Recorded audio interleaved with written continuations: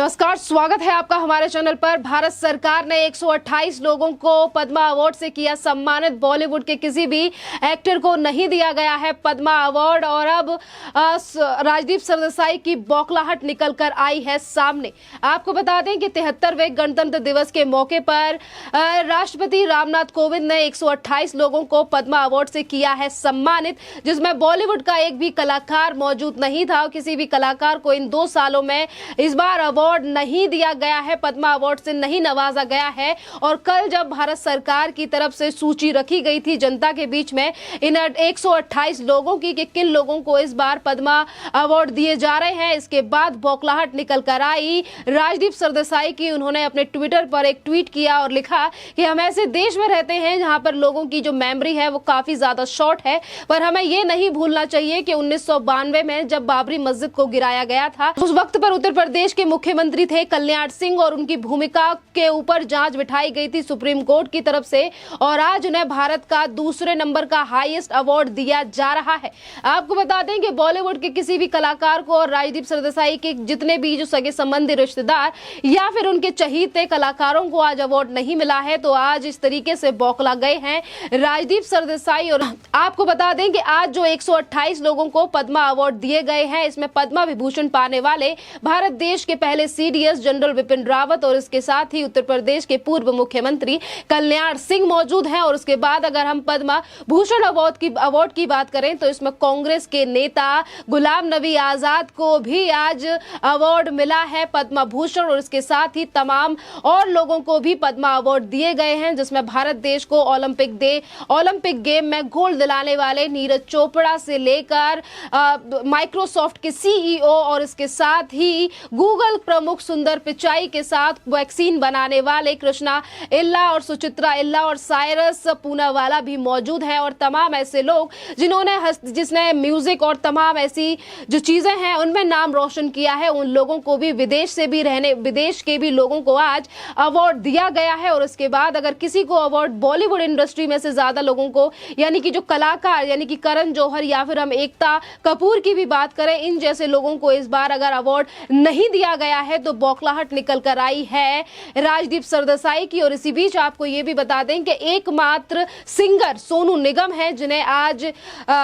कला के क्षेत्र में अवार्ड दिया गया है, और इसी को लेकर आज बौखलाहट निकलकर सामने आ रही है राजदीप सरदेसाई को, जिसको लेकर वो उत्तर प्रदेश के पूर्व मुख्यमंत्री कल्याण सिंह को लेकर जवाबदेही मांग रहे हैं और ये कह रहे हैं कि एक ऐसे व्यक्ति को दूसरे नंबर का हाईएस्ट अवार्ड दिया जा रहा है, जहां एक तरफ राजदीप सरदेसाई की तरफ से इस तरीके से सवाल उठाए जा रहे हैं, तो वहीं दूसरी तरफ लगातार सवाल पूछे जा रहे हैं देश की जनता की तरफ से राजदीप सरदेसाई से कि अभी तक तुम्हें जो अवार्ड मिल चुका है वो भी अवार्ड राजदीप सरदेसाई को आखिरकार क्यों मिला, क्योंकि राजदीप सरदेसाई ने तो अपने पूरे करियर में झूठ बोलने का काम किया है। और किस तरीके से राजदीप सरदेसाई ने आज के दिन ही 2021 में किस तरीके से झूठा प्रोपेगेंडा फैलाया था कि जिस वक्त पर राकेश टिकैत की गैंग के लोगों ने लाल किले पर चढ़कर दिल्ली पुलिस के लोगों के साथ हाथापाई की और तमाम लोगों की जान जाते जाते बची और दिल्ली पुलिस के अधिकारियों को घायल कर दिया गया। और उसके बाद अगर एक लड़का अपनी ही गलती की वजह से आज के दिन 2021 को मर गया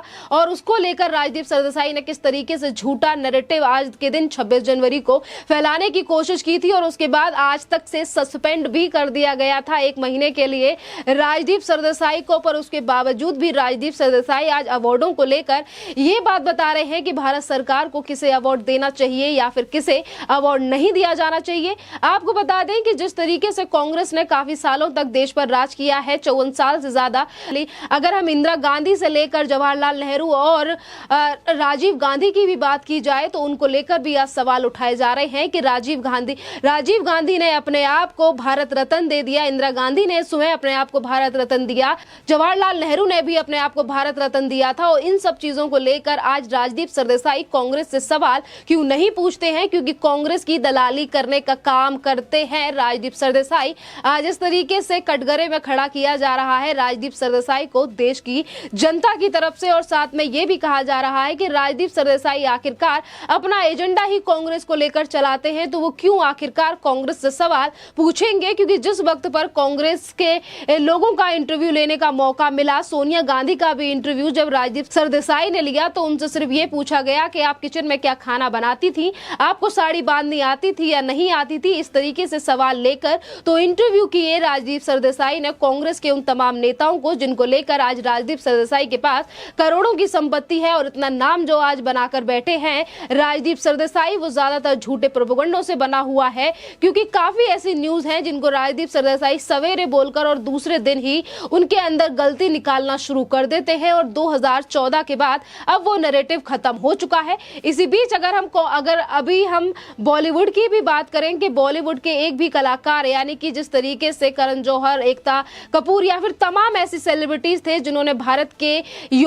की जो जनसंख्या है उसके लिए या फिर लोगों के लिए कोई ढंग का काम तो नहीं दिया और ना ही तो कोई ढंग के मैसेज देने वाले ये लोग मूवियां बनाते हैं, पर उसके बावजूद भी काफी अच्छे यानी कि पद्मा अवार्डों से नवाजा जाता था इन जैसे लोगों को। और आज अगर 2 साल में ऐसे लोगों को अवार्ड नहीं दिया गया है और यही बड़ा कारण है कि राजदीप सरदेसाई की खींच निकलकर सामने आ रही है। सुशांत सिंह राजपूत 14 जून 2020 में जब से वो हमारे बीच से गए हैं तब से ही लोगों ने बॉलीवुड को लेकर लगातार सवाल उठाए हैं और कहा है कि बॉलीवुड एक भी अवार्ड डिजर्व नहीं करता, क्योंकि बॉलीवुड के बाद एक तरफ महाराष्ट्र में और बॉलीवुड के लोगों का नाम ड्रग जैसी इंडस्ट्री में इन्वॉल्व होना और लगातार ड्रग का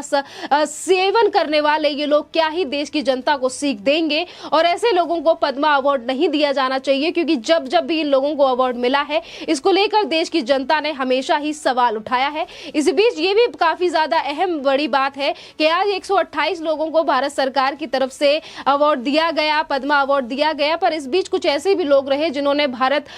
इस पद्मा अवार्ड को लेने से इनकार कर दिया। इसके भी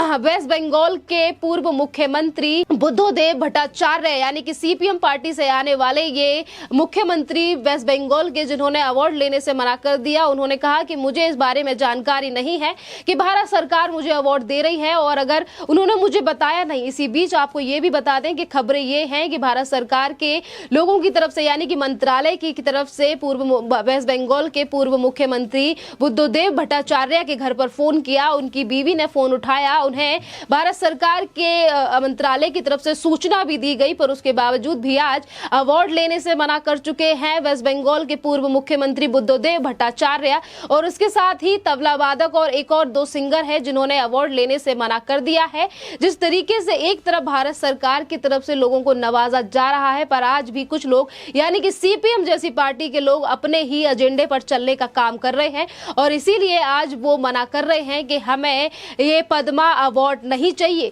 ये पहली बार नहीं है, इससे पहले भी भारत देश में वैसे तो काफी चीजें घटित होती रहती हैं और तमाम लोगों के साथ गलत भी होता रहता है, पर इसके साथ ही तमाम ऐसे भी लोग हैं जो निकलकर सामने आते हैं और ये कहते हैं कि हम अपना अवार्ड वापस करना चाहते हैं। अवार्ड वापस करने के साथ साथ जिस तरीके से नसरुद्दीन शाह और तमाम ऐसे लोग हैं जिन्होंने अवार्ड वापसी गैंग में लोग वो शामिल हैं जो ये कहते हैं कि हम इस वाली घटना को लेकर या फिर ये चीज हमारी नहीं मानी गई, हम अपना अवार्ड वापस कर रहे हैं। जिसको लेकर देश की जनता की तरफ से एक ये भी सवाल 2019 में उठाया गया था कि जो अवार्ड वापसी गैंग है वो अवार्ड ही वापस ना किया करे, जो पैसे और जो धनराशि भारत सरकार की तरफ से अवार्ड के साथ दी जाती है उसे भी वापस किया जाए। यानी कि जहां एक तरफ बॉलीवुड के लोगों को अब कोई ज्यादा महत्व नहीं दिया जा रहा है, भारत सरकार की तरफ से भी आज साफ कर दिया गया है कि नीरज चोपड़ा और जो वैक्सीन बनाने वाले कृष्णा इल्ला, सुचित्रा इल्ला या फिर भारत देश का नाम रोशन करने वाले माइक्रोसॉफ्ट के सीईओ, गूगल के प्रमुख,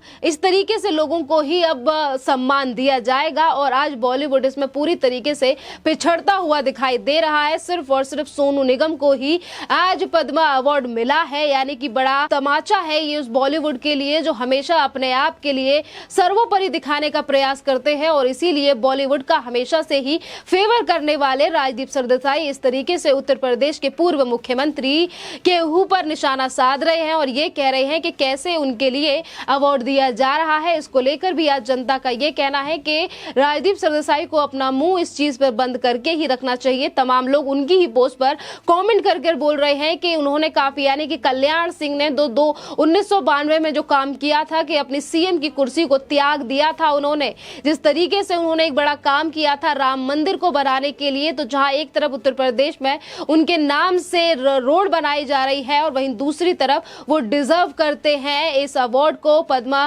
विभूषण अवार्ड को, जो कि भारत का दूसरे नंबर का सबसे हाईएस्ट अवार्ड है, क्योंकि उन्होंने राम मंदिर के लिए इतना बड़ा काम किया है। और इसके बाद अब जमकर किरकिरी भी हो रही है राजदीप सरदेसाई और उन तमाम लोगों की जिन्होंने इस पद्मा अवार्ड को लेकर सवाल उठाए हैं। इस टॉपिक पर आपका क्या कहना है, आप हमें कमेंट करके जरूर बताइए। धन्यवाद।